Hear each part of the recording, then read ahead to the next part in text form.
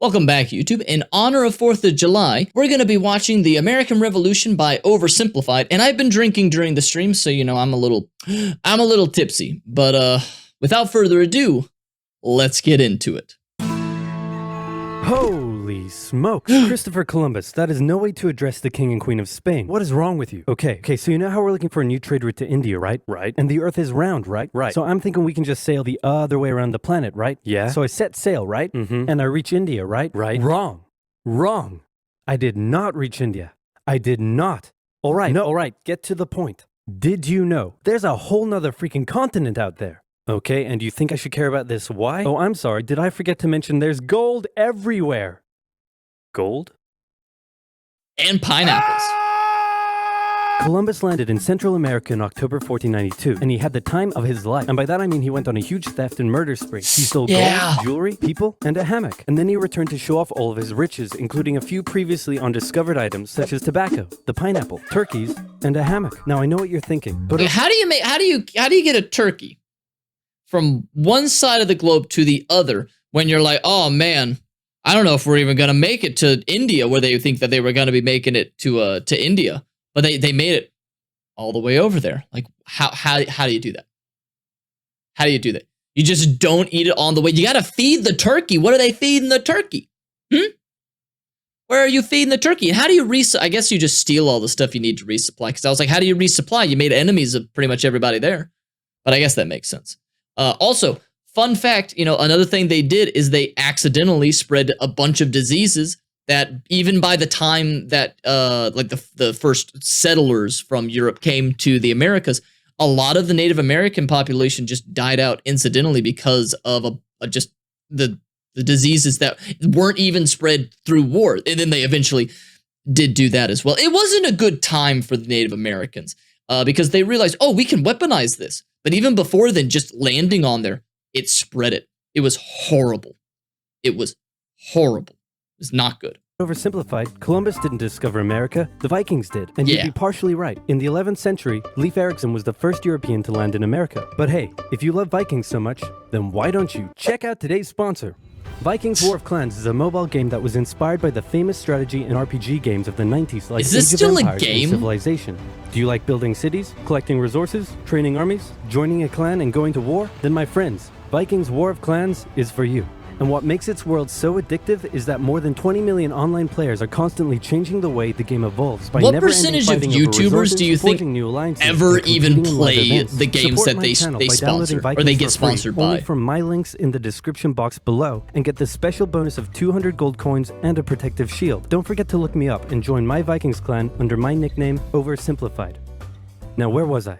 Oh yeah, Columbus, time of his life, hammock.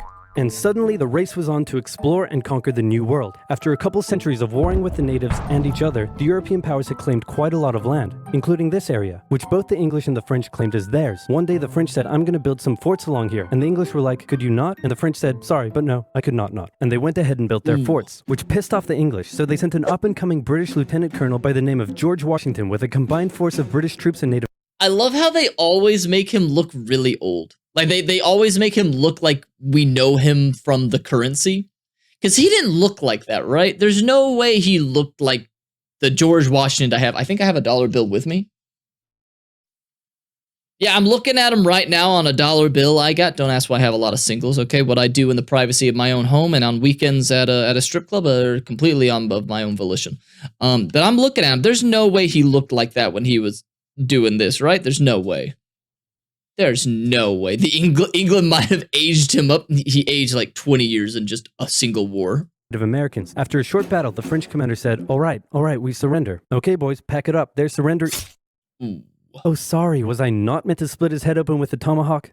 Don't worry. It's not like this will start a 7-year-long major global conflict. And what happened next was a 7-year-long major global conflict, which Great Britain won. At the peace negotiations, Spain gave up Florida, while France gave up all of its territories in North America. Florida? But Britain's victory came at a cost, a £60 million cost. They were now broke, in a lot of debt, and had to come up with some way to repay it. So they went to the colonies and said, okay, listen up. So a huge part of the war was spent protecting you from the French, and now we have no money because of it.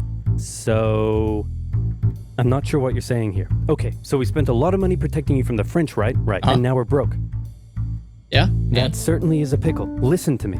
We spent all of our money protecting you, and now we need money. Uh-huh. Okay.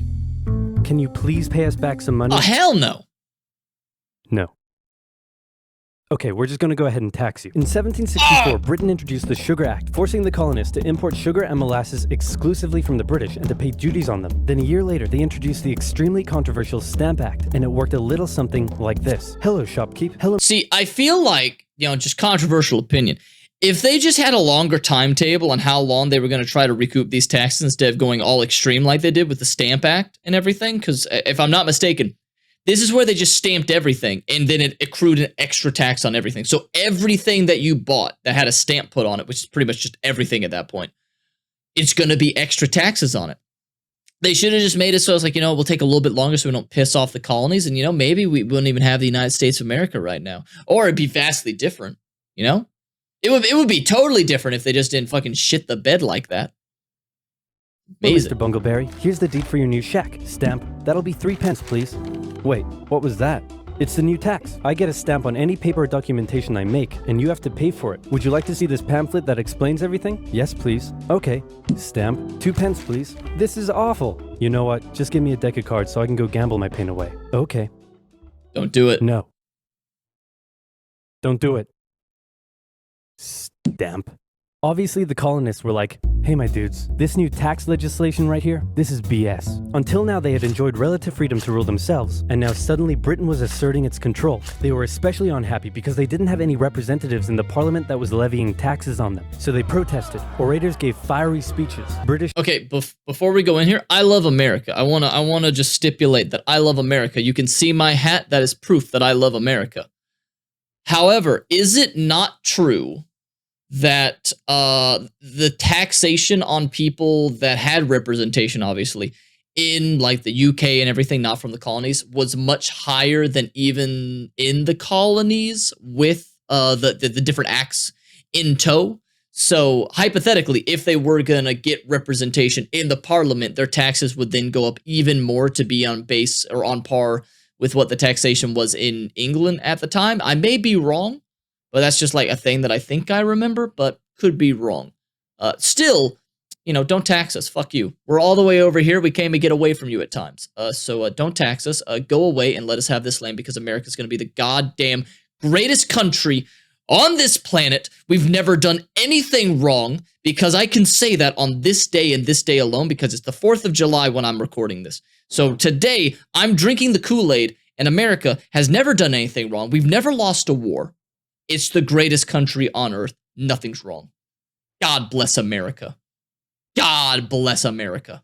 British goods were boycotted, and anyone loyal to the British found themselves increasingly harassed. The whole thing actually began to take quite a toll on British business, and after just a couple years, the British were forced to repeal the Stamp Act.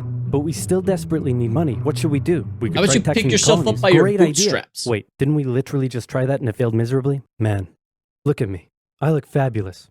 Have you ever seen such a handsome boy? No siree, Georgie. No way. You're the handsomest, smartest, most popular king that ever lived. He's got a fidget spinner. Ew. Brain rot. And everybody likes you. You're doing such a good job. Your Majesty? Oh, you're still here. Get the hell out. So in 1766, the British made a declaration saying, we can do what we want because we're in charge and you can all go suck it. Then they levied a whole bunch of new taxes on the Americans via import duties. Glass? There's a tax for that. Lead? There's a tax for that. Paper? Tea? Oil? There's a tax for that. And once again, the Americans boycotted British goods, British business felt the pinch, and the British had to back down. Alright, this is ridiculous. They're my colonies, and I have to be able to assert my control. Repeal all the new taxes except for the one on tea. Also send 1,000 troops to Boston to take control. Oh, and make the colonists pay for them. And as British troops arrived, the tension in Boston was palpable. You could cut it with a knife, and it was all about to come to a head. On March 5th, a band of local patriots began heckling a British guard at the customs house. More and more Americans... Okay, so this is going to be the Boston Massacre. I am curious how in-depth he's going to go on this part. Because if I'm not mistaken, I think even to this day, we do not know who yelled for the British troops to fire, but it was confirmed even by locals, people who were part of the colonies that were not very big fans of the Redcoats, that confirmed that's like, nah, I was right. I was like in line of sight of the captain. He didn't yell fire. Someone yelled fire. It could have been another soldier. It could have been someone in the crowd. We don't know.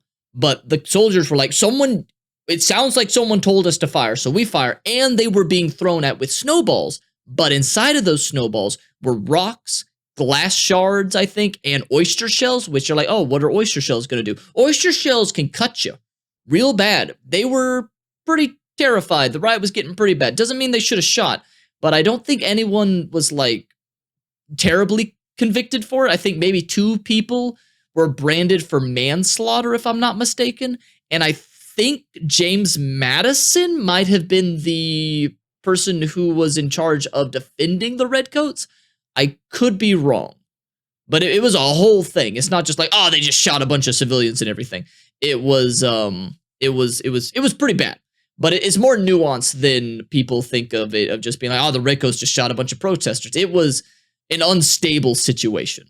Joined in the heckling, while more British troops turned up in support of their comrade. Snowballs were thrown at the British. The snowballs turned to rocks, the rocks to oyster shells. The soldiers, there it is. Outnumbered, panicked. One thing leads to another, and you can see where this is going.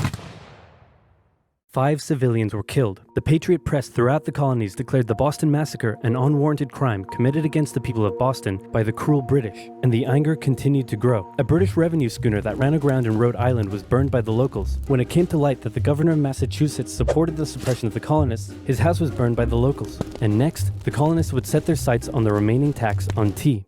On December 16th, 1773, a band of patriots... I love me some tea. I love tea, but only the sweet tea variety. I live in the South. Sweet tea. I drink sweet tea more than just regular water. I love sweet tea. It's amazing. It's amazing. It's known as the Sons of Liberty, disguised themselves as Native Americans, marched down to Boston Harbor, boarded a British merchant ship loaded with tea, and in front of thousands of spectators, threw nearly 10,000 pounds worth of tea overboard. The British were disgusted, and they punished Massachusetts with a vengeance. They dissolved its General Assembly, revoked their charter, and sent 3,000 more troops to occupy the city. Also, fun fact about the Boston Tea Party, they only wanted to destroy the tea. They were like, we're going to destroy the tea, and we're not going to pay for that. But they didn't want to destroy anything else. If I'm not mistaken, could be wrong, there was a padlock that was in their way to getting to some of the tea or something like that. And they destroyed the padlock, but they reimbursed the British for the padlock. They paid for the padlock. They didn't pay for the tea. They were like, hey, we only wanted to destroy the tea in protest, so here's like $5 for that padlock. Go buy a new one. City, meaning Boston and Massachusetts, were now essentially under the direct rule of Great Britain. And oh boy, were the people pissed. The other colonies saw what was happening and worried they might be next. So they called a brain trust to decide what to do. 56 delegates from 12 colonies gathered and met in Philadelphia at the First Continental Congress, and the roll call read like a who's who of America's finest thinkers. I'm talking lawyers extraordinaire Johnny A. and Johnny J, experienced military John commander Adams, George not Washington, James businessman Madison. and future alcoholic beverage Samuel Adams, fiery orator Patty H, guy who married a rich lady Big J. Dickinson. And while they weren't present at the first Congress, soon names like James Madison, Benjamin Franklin, Thomas James Jefferson, Madison. and I much think it later was Alexander John Hamilton would Madison. all serve time in the Continental Congress. The question now, though, was what to do about the British. After much bitter debate and disagreement, they eventually agreed on an amazing solution. They would simply ask the British to stop. Can you stop? Hey, No, plant, welcome, it didn't welcome. work. Okay, then tell the local militias to start arming and be ready at a minute's notice. And across the colonies, these Minutemen stood ready for the beginning of the American Revolutionary War. And then in 100-something years, they'd be used in Fallout 4 and be the worst faction in Fallout 4. I've played Fallout 4 a couple of times. I've never sided with the Minutemen. He's like, what the heck are they going to do? Another settlement needs your help. Fuck off, Preston. Fuck off, Preston. No, you're right. Never mind. I take it back. You're right. The railroad is the worst. Minutemen are the second worst. I take it back. Minutemen, second worst. You're completely correct, chat. But still, fuck off, Preston. Now, having your colonies in open rebellion is one thing. Once they start arming themselves, that's when it really hits the fan. So British General Thomas Gage ordered 700 The Minutemen are the Boston best. I'm out just into the impatient. rebel-controlled Massachusetts countryside to destroy stores of arms and ammunition held by the rebels in Concord. The British set out in the middle of the night. Patriots including Paul Revere rode ahead to warn that the British were coming, giving the rebels time to prepare. The two sides met in Lexington as the sun began to rise. They faced off against each other, and in the confusion, somebody shot first. We don't know who. The shot heard around the world marked the beginning of the American War of Independence. The rebels were outnumbered and had to fall back to Concord as the British split up to search for rebel supplies. However, more and more Patriot rebels kept showing up, and this time it was the British who were outnumbered as more fighting kicked off in Concord. The most professional army in the world was forced to flee back to Boston at the hands of local, poorly trained militiamen, and all along the British route back to Boston, Patriot rebels continued to gather and open fire on the retreating British. When the British This is why it's so hard for even large militaries to win invading a foreign nation like that, or a foreign in place where like pretty much everyone's against you, because we have trouble. We like the US has a pretty bad track record at that. In a conventional war of like, we just need to destroy the economy and then they surrender and then yada yada yada, like in the world wars and everything, bigger guns can win with strategy and everything. But in these, when a big military is fighting an entire nation, or in this case the colonies don't have to win. They just don't have to lose. The British, in this case, have to win. But the colonies, they just got to make sure that the British don't win. They don't have to be like, oh, look, we wiped out their entire force. No, we just have to make sure that we don't lose long enough for them to run out of money. And that's it. And you're like, we win. And that's what happened. Okay? It was perfect. It was perfect. Reached Boston, the rebel militia surrounded them. Welcome. Boston and the British were now under siege as small land and naval skirmishes continued around the city. Can I get a shout out for And the British would suffer another embarrassing blow, this time in upstate New York. Colonel Benedict Arnold concocted a plan to take the British stronghold Fort Ticonderoga, which held a large amount of guns and ammunition. He set off towards the fort alone, hoping to recruit men along the way, when he came across the Green Mountain Boys, led by Ethan Allen, who, as it turned out, had the exact same plan he did. Is this the guy who was played by Mel Gibson? Or is that, because for some reason that face of his is giving me Mel Gibson vibes. I don't remember what the movie is, but we watched it in history class. So, yeah. I don't know. This looks familiar. The Patriot? Is this the Patriot guy from the movie?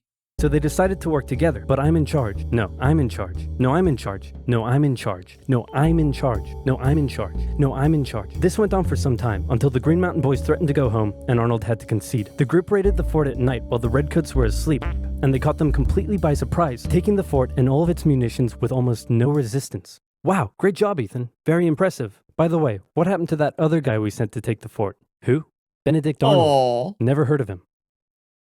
Ouch. Oh.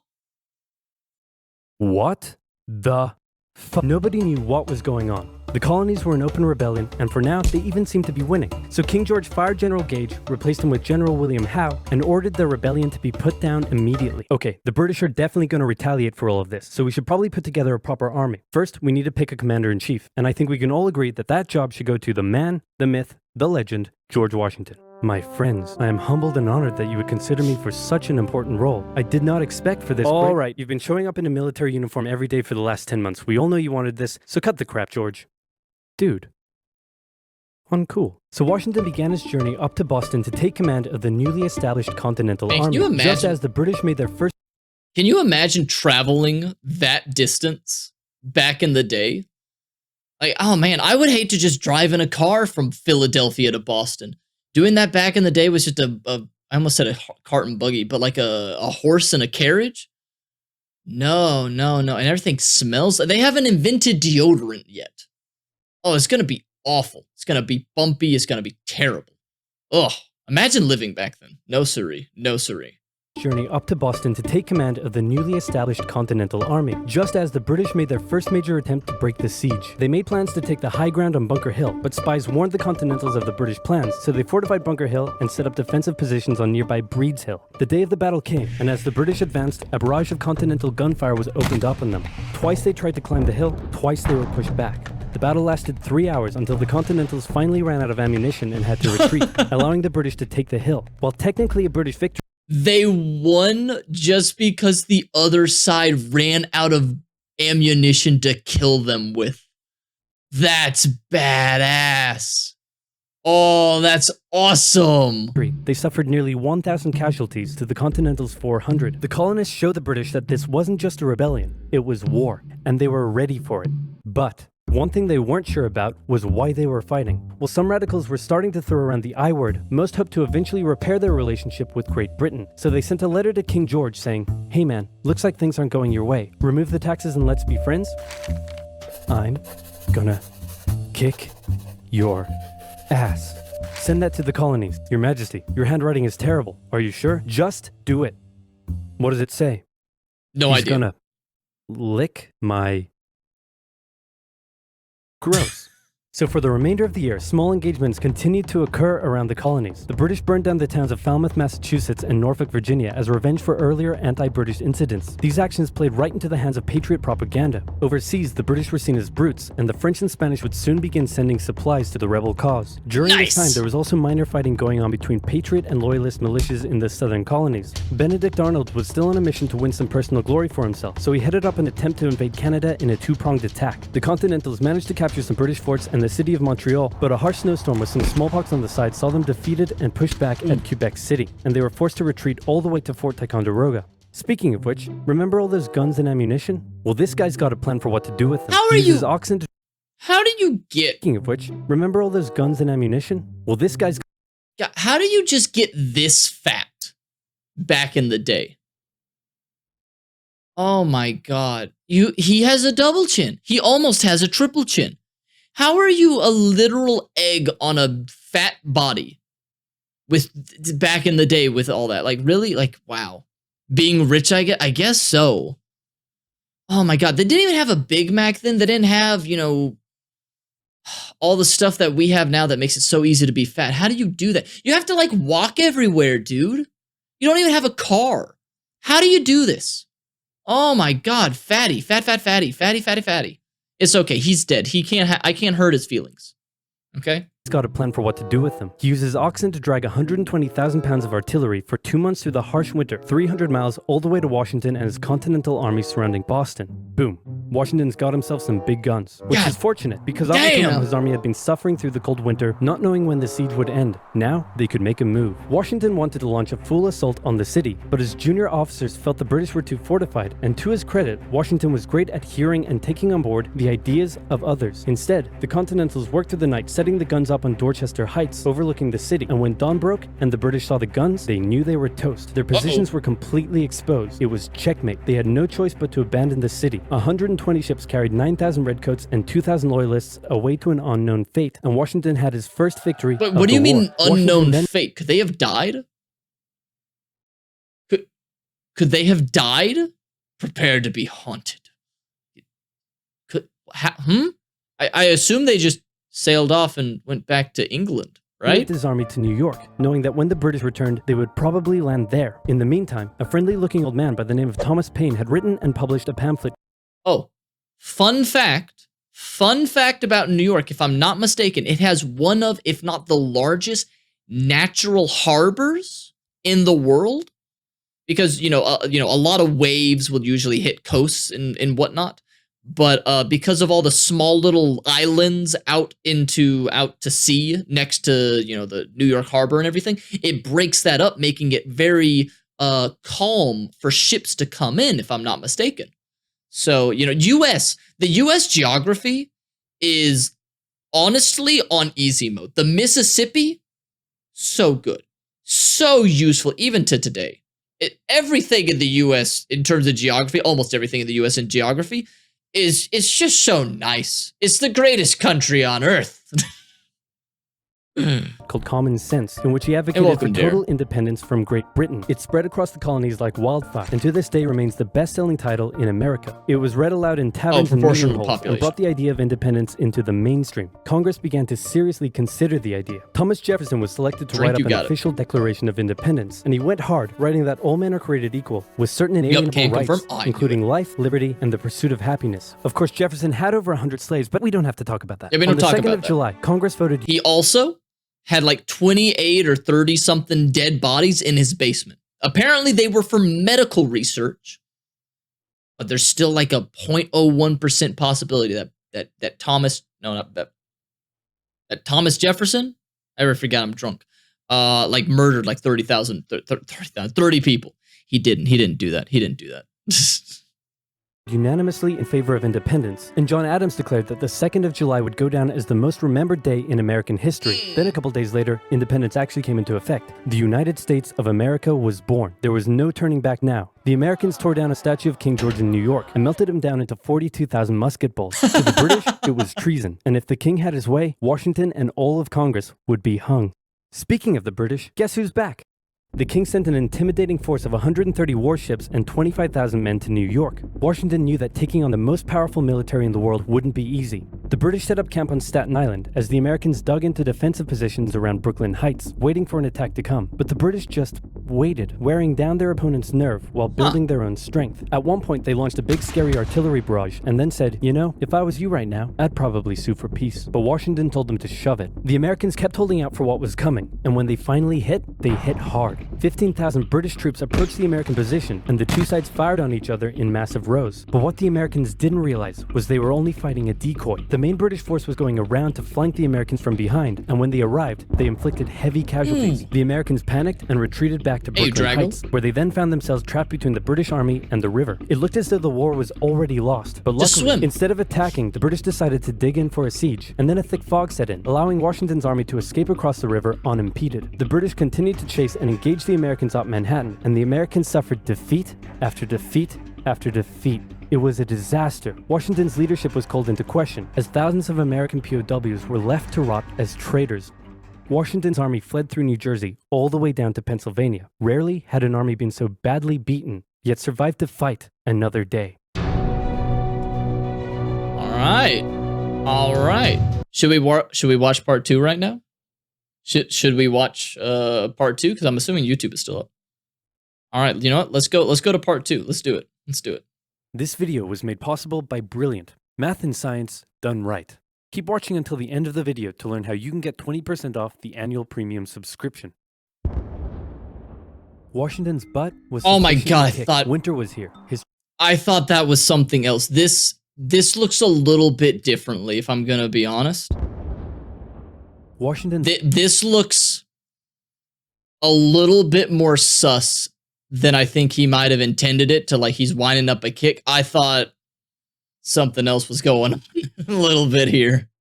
Butt was sufficiently kicked. Winter was here. His troops' morale was low, some just up and left. Washington needed to do something, anything to restore faith in the revolution. The British had spread throughout New Jersey and settled in for a winter of drinking cider and partying hard. Nobody expected an attack in the winter, so Washington started making plans for an attack in the winter. The British had hired a large force of Hessian mercenaries from the German states of Hesse-Kassel and Hesse-Hanau to fight the rebels. It was these mercenaries that were stationed across the Delaware River from Washington and his army. And there were more Hessian reinforcements incoming, but they made an unscheduled stop because their commander got thirsty. No, not that kind of thirsty. That kind of thirsty. Oh. It was Christmas Eve with a blizzard outside when Washington heard the Hessian defenses were down, and he decided to attack. He made a perilous crossing of the icy Delaware River with 2,400 men and marched 9 miles to Trenton, where he caught the Hessian forces completely off guard. After a short but fierce battle, the Hessians surrendered in droves. It was a much-needed victory that sent a clear message, not only to the British, but to Americans. Dude, how did they get this picture? Who took the picture? Like, what the? This is amazing. Also, George, could you like pick up a rowboat or an oar or something? Okay, I get you're posing for the picture right now, but pick up an oar. Help out right now. Jesus. Gosh. It looks so good. They look so just esteemed in this painting. There's no way it looked this distinguished in real life, I would imagine. And the horses back there are having no fun whatsoever. Colonies. The war was far from lost. General Cornwallis led the British forces south to counterattack the Americans, but in a series of battles, Washington's defensive positioning and flanking maneuvers defeated the British 3 times in 10 days. And the British decided to He's the leader, he does not row like the common soldier. Nah, a good leader leads by example, okay? A good leader will will not tell his soldiers to do anything he himself would not be willing to do. And you know what? In my mind, George Washington's that type of leader. In my mind, during the real crossing of the Delaware, George Washington was the first person to pick up an oar. I believe it. Of the winter, Washington finally set up a winter camp in Morristown, but for the Americans, there was much less partying than the British. Elsewhere, the British had taken Newport, Rhode Island, because it was a good naval base. In the south, they failed to take Charleston, South Carolina, which left British fuck loyalists you, not taking South unsupported and Carolina. vulnerable to more harassment and even mass expulsion. Congress sent Benjamin Franklin to France on a mission to convince them to join the war, and while the French generally loved any opportunity to hoodwink the Brits, they didn't want to join unless it was a sure win. So for now, Franklin spent his days chilling out and chasing tail. The British Parliament How couldn't did believe he the war have wasn't such over game? yet, and the pressure. How did this tubby guy, I mean, I love him. I love him. But how did he pull this tail like that? Because he was a ladies' man. And if I'm not mistaken, he like stayed in France for a really, really, really long time, even after the Revolutionary War, if I don't think. And he cut ties with his son, because his son, wasn't he on the side of the British?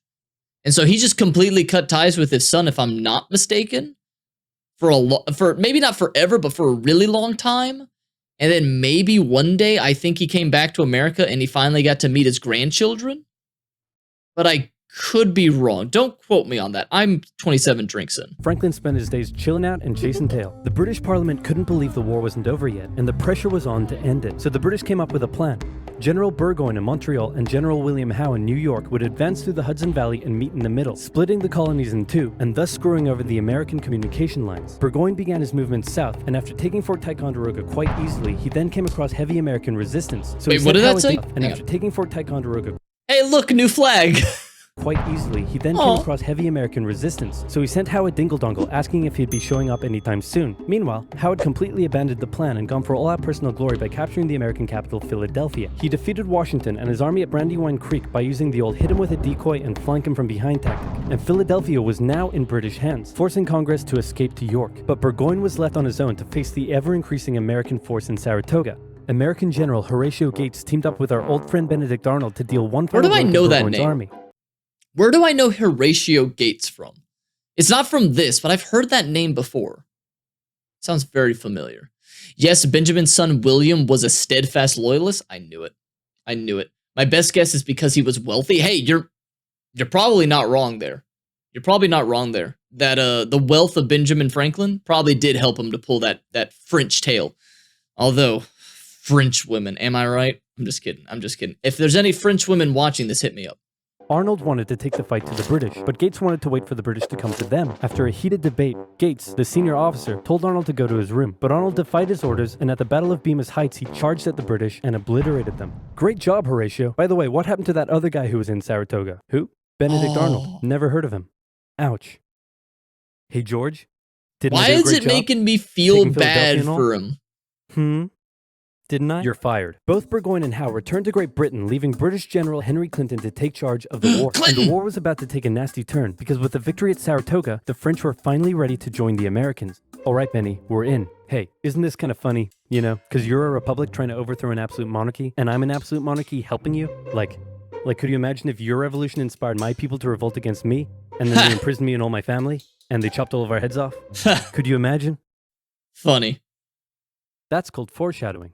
For now in America, winter was here once again, which meant yet more disease, more starvation, and even a little mutiny. After losing Philadelphia, Washington's job was again on the line, but suddenly, a Prussian guy with a very fancy name, hired by Benjamin Franklin, showed up out of nowhere and said, "Hey, I'm here to give your men a European military training." And train them he did. They learned how to shoot accurately, how to march in formation, where to poop and where not to, and strict punishments were handed out to any who Oh my god, I bet he likes Washington's army came out of the winter in 1778 a new and improved force, ready to take Philadelphia back from the British. In the end, though, they didn't have to. With the French entry into the war, the British ordered General Clinton to evacuate Philadelphia and consolidate all of the British forces in New York. So Washington sent Benedict Arnold to reoccupy and secure the city as he pursued the British through New Jersey on land, eventually finding a good opportunity to attack at Monmouth Courthouse. The battle took place on a sweltering hot summer's day, and as many soldiers died from heat stroke as they did from battle. Wow. In the end, after some incompetence/borderline treason from Washington's second in command, it was a draw. And in this war, a draw is kind of a victory for the Americans. Yep. Next up. Like I said, all the Americans have to do is not lose. So a tie is pretty much a victory for the force that is defending the land. So he's not wrong. He's not wrong. Let's talk about this guy. This is John Paul Jones. John Paul Jones is handsome, Scottish, and absolutely insane. When the war first broke out, everyone was like, how did the colonies expect to stand up to the might of the British wait, I know this guy. Wait, isn't this the guy who pretty much became a pirate? I know this guy. I read about him in history. Didn't he like take a ship? I don't know if he like stole British ships, but didn't he like literally take the fight to the English Isle or something? He didn't just fight around the colonies. I think he went towards England. I could be wrong. I'm drunk. Don't trust anything I'm saying. Yeah, Scotland forever.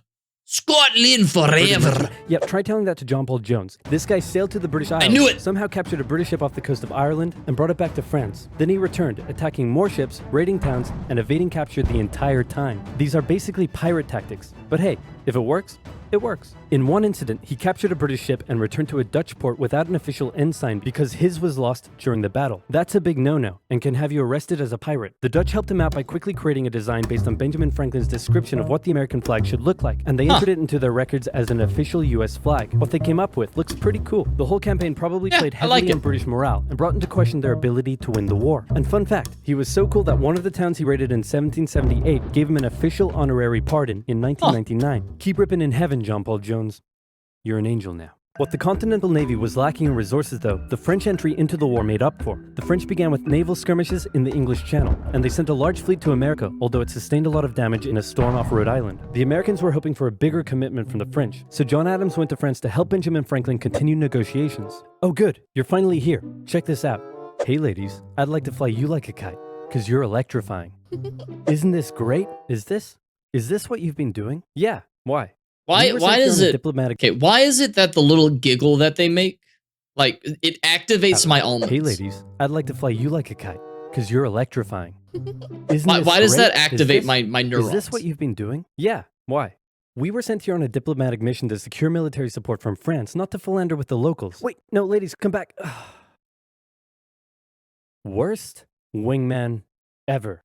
But the Americans would get some more help. The Dutch provided aid, although they never formed an official alliance. More significantly though, the Spanish, who had already been providing aid, officially joined the war in June 1779. They would provide support in the Midwest and the Gulf Coast, campaigns that heavily impacted the Native American tribes in those areas. Both sides actually enlisted the help of Native American tribes throughout the war, sometimes even pitting those tribes against each other. In the summer of 1779, after a series of raids against the Americans by the Iroquois, Washington organized an expedition that burned down more than 40 villages, forcing the tribes to relocate to Canada for British protection. And another group that shouldn't go unmentioned were African Americans, both free and enslaved. They joined both sides of the war, hoping to gain their freedom.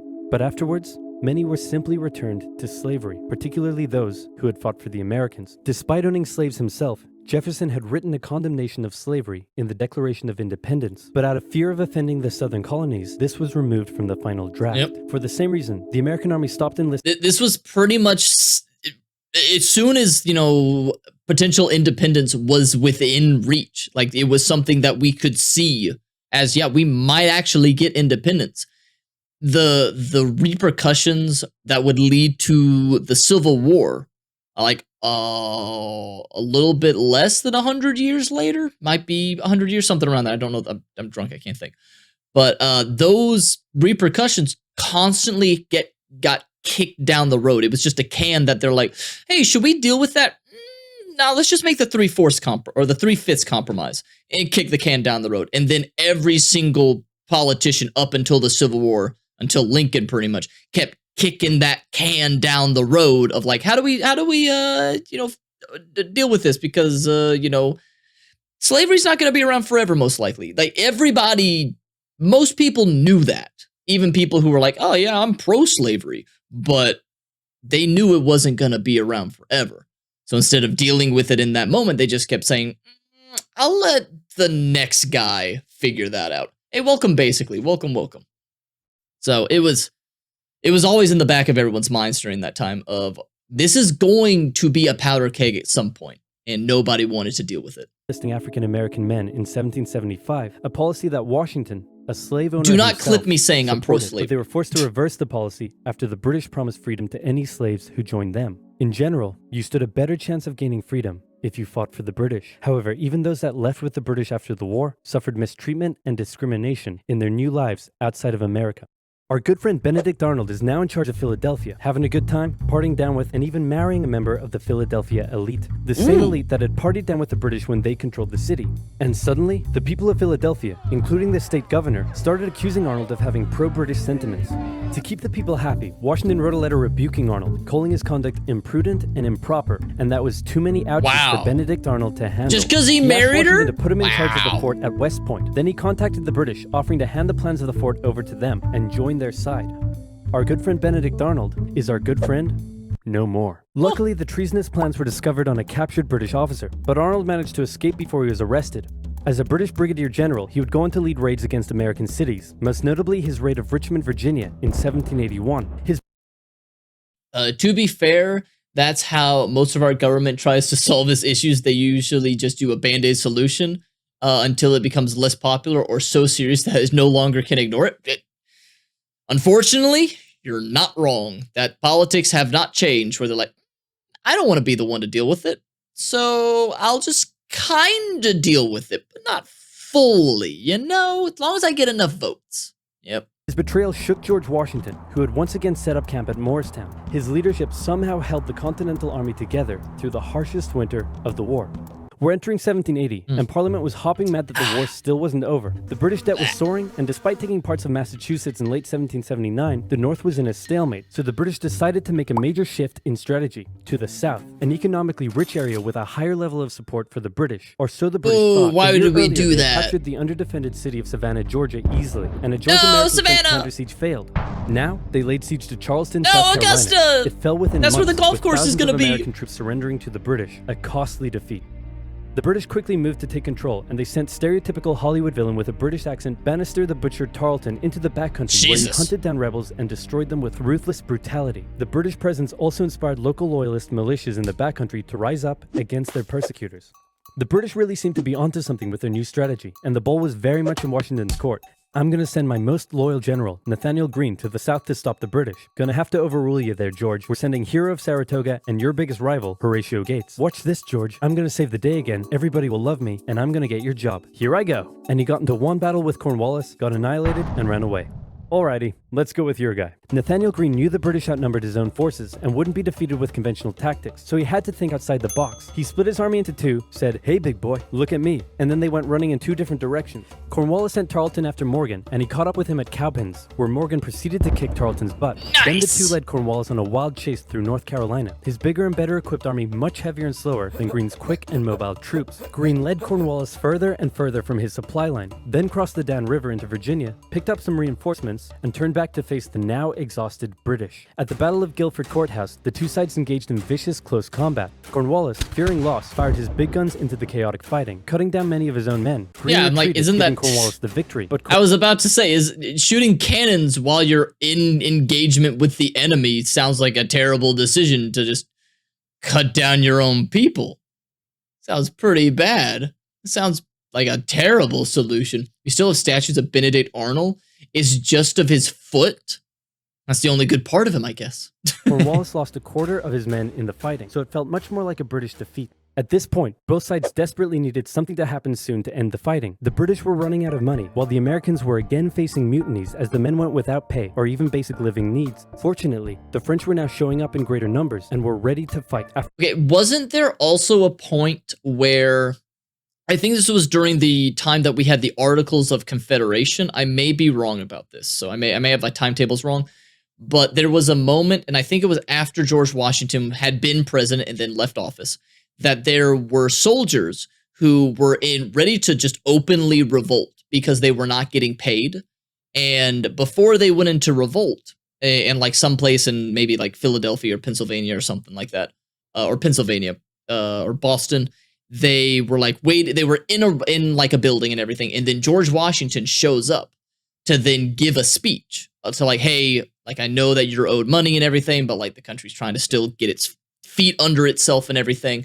And he nearly single-handedly pretty much persuaded all of the people who were ready to be in open rebellion because they weren't getting their just dues from rebelling. And it wasn't even just the speech. It was the fact that the first president of the United States of America and the general who helped to pretty much win the war for independence was this old man now who was now just coming to them to then plead for them to just not destroy what he and so many others had worked to build right then, and just, work through it and everything, and just seeing, in many cases, for a lot of them, their hero in this state now, like, fiddling with his glasses to be able to read the speech he wrote. It's like, we can't do this to this man. We cannot just take down, we can't just go into open rebellion right now for this guy. We can't do this. We just can't do it. So they were like, you know what? We'll wait. We'll wait a little bit longer. Like, I'm tearing up now. But yeah. So open rebellion is not as they did not get paid for quite a long time in some cases. After his encounter with Greene, Cornwallis decided the only way to win the South was to first prevent the Southern Continental Army from using Virginia as a supply base. So he abandoned the Carolinas, moving to Wilmington and on to Yorktown, a position the British believed would be easy to supply and support. On his march to Yorktown, he raided many farms, stealing horses and supplies from the locals, but also freeing thousands of slaves, many of whom joined him. The French saw Cornwallis's new position as an opportunity to land a decisive blow on the British. Washington wanted to attack Clinton in New York, but the French said it was a really dumb idea, and to be fair, it was. Instead, Washington sent out fake dispatches to make it look like they would attack Clinton, but secretly their combined force marched all the way down to Virginia. A large French fleet under the command of Comte de That's Grasse. so mind-boggling because of just, they don't have cars or anything like that. But secretly, it's like, their I'm combined gonna force marched distract them way up here, and then they travel down to Virginia. through multiple states down to here. Like, what? Oh, yeah. That's so not easy. Drink water? All right. That's so not easy. Wow. A large French fleet under the command of Comte de Grasse arrived and successfully cleared the British Navy out of the Chesapeake Bay. The combined land and naval forces then laid siege to Cornwallis's army in Yorktown. The American and French forces tightened in around the city, raining artillery down on This is the Cornwallis, last battle, who right? desperately appealed to Clinton for aid, but Clinton was unusually chilled out about the whole thing. Cornwallis held out for nearly a month before he had no choice but to surrender. Over 7,000 British troops were captured, a crushing defeat, and with that, Parliament had reached the end of its rope. The war just wasn't worth it, and it needed to end now. The British still held New York, Charleston, and Savannah, but fighting between the two sides mostly ceased as peace negotiations opened up in Paris. The resulting treaty in 1783 saw Great Britain remove its troops from America. I love how just so many treaties in history during the more modern periods, with 1700s and everything, they just take place in France. The Treaty of Versailles, the Treaty of Paris is just like, where should we sign this treaty? Let's go to France. That's the best place to sign a treaty. That's treaty signing country right there. Soil, recognized U.S. independence, and cede territory up to the Mississippi River. In return, the Americans agreed to pay any debt still owed to Britain and gave fair treatment to any colonists who had remained loyal to the crown. The Spanish got Florida, while the French got an economic crisis that led to its own revolution a decade later. Washington retired to his home in Mount Vernon, wishing his men farewell by saying, "I most devoutly wish that your latter days may be as prosperous and happy as your former ones have been glorious and honorable." He hoped to live out the rest of his days in peace, but unfortunately for him, a number of people wanted him to be the first leader of the new country, and by a number of people, I mean literally everyone. Yep. The first election campaign in American history was basically a grassroots effort to convince Washington to accept the office. He was sworn in on April 30th, 1789, and he himself established many of the standards and limitations of what the American leader should be. First of all, there was debate on what he should be called. I still hold to this day that George Washington, I don't think it's really a hot take. I think most people agree that George Washington is one of, if not the greatest president. Were there things he did that were not good in his time? I mean, absolutely. I mean, slavery for one thing and everything. But in terms of what he did for presidency, one of the best, if not the best. So good. So good. And he picked to be called president. I know exactly what he's going to say right here because I love this part of history, is that he chose to be called a president, which no one in government is called a president. No, you're going to be like an emperor or a king or a poobah or something like that. A president, that's like the leader of a club or something. It's like president, that's not distinguished enough. But he's like, no, just call me president. Is he a king? Is he our glorious leader? In the end, they went for a word that at the time was pretty modest.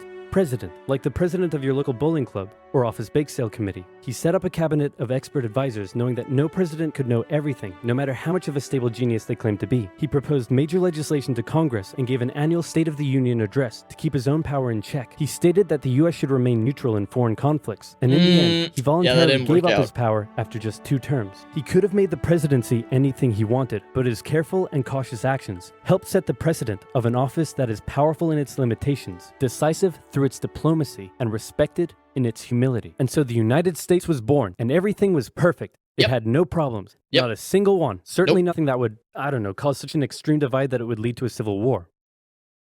Anyway, moving on. Quick quiz. Name the most American thing you can think of. Baseball? The most American thing I can think of. Apple pie. Complaining about our own government. Complaining about our own government, but whenever somebody else from another nation complains about our government, we get very patriotic. There we go. Guns, Big Macs, an obesity issue, stuff like that. That's what I would say. Bold Eagles? Calling the winner of an America-only sports tournament world champions? Or maybe math and science? Wait, math and science? That's right. If you didn't know, science is as American as combining chicken with waffles. And don't just take my word for it. Ask Thomas Jefferson. Of course, to do that, you would need a time machine, and that would take some math and a lot of science. If you want to deeply understand math and science, say you want to calculate the age of the universe, take a crack at special relativity, it's or at just train least critical thinking a with billion some fun years logic old. puzzles, then you've got to check out Brilliant. Brilliant guides you through a whole host of fascinating topics by breaking them down and getting you to actively solve problems in an experience that is interactive, addictive, and so easy to understand. This intuitive approach makes it appropriate for students, professionals, and enthusiasts all over the world. To support OverSimplified and learn more about Brilliant, go to brilliant.org/oversimplified and sign up for free. And the first 200 people to use our link, which can also be found in the description below, will get 20% off the annual premium subscription. So check it out now. That was good. That was good. Pumpkin pie? I love pumpkin pie. That was really good. You know what? I'm going to do my 30th drink. Here we go. Beer and rifles, those are also very American. Although, isn't beer is like synonymous with Germany, if I'm not mistaken. When you say beer, people probably think of Germany. And then pretzels. And Lederhosen. All right. I'm going to take my drink for the 30th drink of the stream. And with that, over on YouTube, people who are watching this, thank you for watching. And, you know, leave any other channel recommendations down in the comments down below, and maybe even come by the streams. I do it on YouTube and on Twitch. And there's a link to the Discord below in like the description as well. But until next time, I hope you all have a wonderful rest of the day. Stay awesome, y'all.